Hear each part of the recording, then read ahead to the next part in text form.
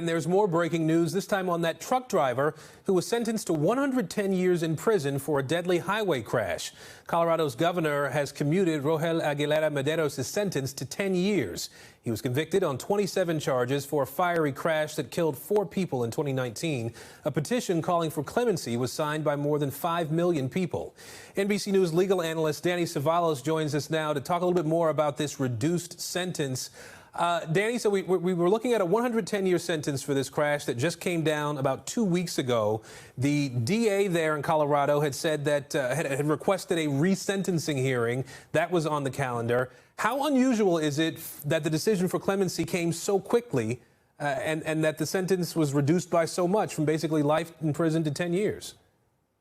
So unusual that we're not likely to see anything like this again. But then again, this is an unusual situation. You have a weird combination of mandatory minimum sentences that led to this completely bizarre, unexpected result that is uncommon. But as a defense attorney, that's exactly the problem with mandatory minimums, is that they take the power away from the judge, who should have the power to sentence, and they give that power almost exclusively to the prosecutor. A little too much power in the prosecutor's hand.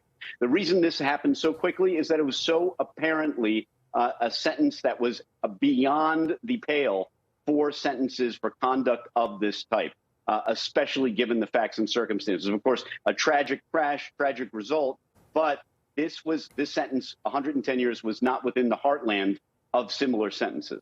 So, Danny, we saw the governor get ahead of the legal process in a lot of ways before the appeal, before this resentencing hearing.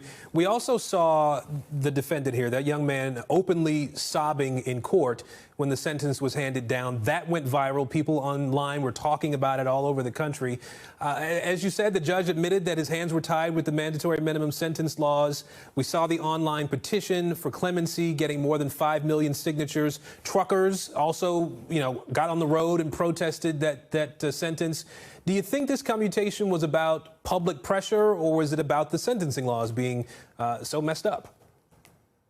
Yeah, realistically, all commutations, all pardons, all grants of clemency are essentially at their core political in nature.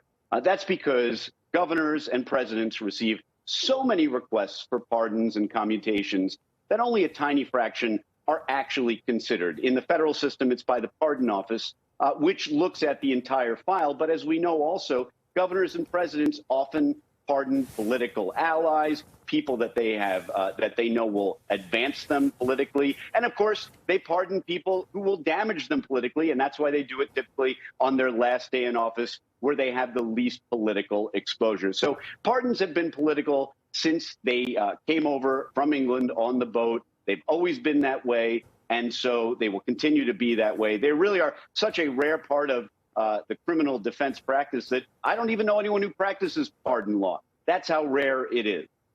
All right, NBC News legal analyst Danny Cevallos with us tonight. Danny, thank you. Thanks for watching our YouTube channel. Follow today's top stories and breaking news by downloading the NBC News app.